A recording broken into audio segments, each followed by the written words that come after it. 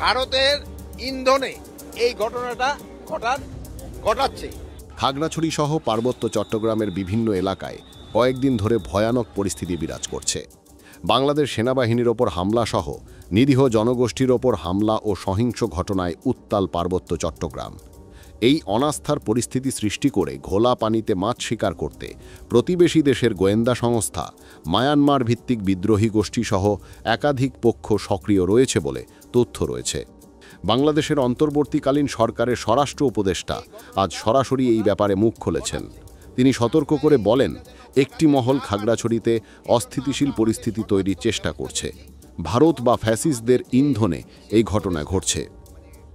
আজ সোমবার রাজধানীর পুরাতন রমনা থানা চত্বরে আয়োজিত এক অনুষ্ঠানে প্রধান অতিথির বক্তব্য শেষে সাংবাদিকদের প্রশ্নের জবাবে জাহাঙ্গীর আলম চৌধুরী এসব কথা বলেন। স্বরাষ্ট্র উপদেষ্টা আরও বলেন, কিছু সন্ত্রাসী পাহাড়ের ওপর থেকে গুলি চালাচ্ছে। এসব অস্ত্র প্রায়ই দেশের বাইরে থেকে আসে। তার এই কথায় গভীর সংকটের আভাস পাওয়া যায়। সম্প্রতি ফাঁস হওয়া এক গোপন নথি বিশ্লেষণে দেখা যায়, বিগত কয়েক বছর ধরে বাংলাদেশ পার্বত্য চট্টগ্রামের সীমান্ত ঘেঁষা ভারতীয় রাজ্যগুলোতে এই দেশের উপজাতীয় নেতারা জায়গা কিনছেন। একই সাথে তাদের সাথে ভারতীয় গোয়েন্দা সংস্থার যোগাযোগের কথাও ওই নথিতে উঠে আসে। বিশেষ করে জেএসএস সহ বিভিন্ন উপজাতীয় গোষ্ঠীর অন্তত 7 জন নেতার তথ্য সেখানে উঠে আসে। এছাড়া সম্প্রতি আরাকান আর্মি বাংলাদেশের সীমান্তবর্তী পার্বত্য চট্টগ্রাম অঞ্চলে বিজিবির ক্যাম্পের তথ্য প্রকাশ করেছে। এতে পার্বত্য অঞ্চলের বিচ্ছিন্নতাবাদীরা সক্রিয় হতে দেখা যাচ্ছে। এদিকে এই বিষয়ে বাংলাদেশ জাতীয়তাবাদী দল বিএনপি স্থায়ী কমিটির সদস্য মেজর অবসরপ্রাপ্ত হাফিজ উদ্দিন আহমদ বীর বিক্রম বলেন, পাহাড়ে আবার পুরনো খেলা শুরু হয়েছে। জিয়াউর রহমান পাহাড়ে বাঙালি পাঠানোর কারণেই এখন জনসংখ্যার হার সমান আছে। সেজন্য এখন ভারতের পক্ষে স্বাধীনতা ঘোষণা করতে পারছে না তারা। এদিকে সম্প্রতি এক পাহাড়ি কিশোরীকে দলবদ্ধ ধর্ষণের অভিযোগের কেন্দ্র করে পার্বত্য খাগড়াছড়ি অঞ্চলে উত্তপ্ত পরিস্থিতির সূত্রপাত ঘটে।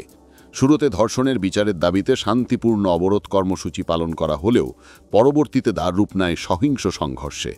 অবরোধ চলাকালীন বিক্ষোভকারীদের সঙ্গে আইন শৃঙ্খলা বাহিনীর সংঘর্ষ, ইটপাটকেল নিক্ষেপ ও অগ্নিসংযোগের ঘটনা ঘটে। পরিস্থিতি নিয়ন্ত্রণে আনতে প্রশাসন খাগড়াছড়ি জেলায় অনির্দিষ্টকালের জন্য 144 ধারা জারি করে।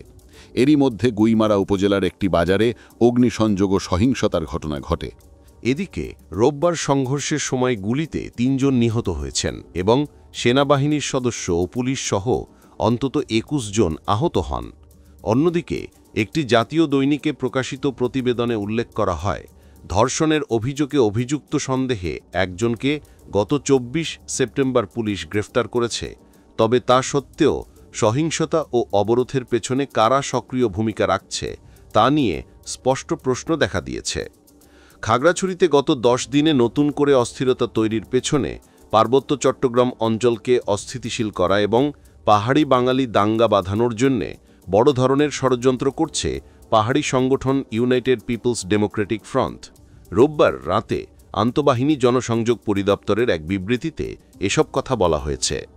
এছাড়া 144 ধারা যথাযথভাবে কার্যকর না করতে পারায় স্থানীয় প্রশাসনের উপর ক্ষোভ ঝাড়লেন পার্বত্য চট্টগ্রাম বিষয়ক উপদেষ্টা সুপ্রদীপ চাকমা। সরকারের উপর মহল পার্বত্য চট্টগ্রামের ষড়যন্ত্র নিয়ে ওয়াকিবহল। এখানে আশার আলো দেখছেন বিশ্লেষকরা। তারা বলছেন, বাংলাদেশের অন্যতম সংবেদনশীল অঞ্চলের নিরাপত্তা নিশ্চিতে দৃশ্যমান তৎপরতা জারি রাখতে হবে।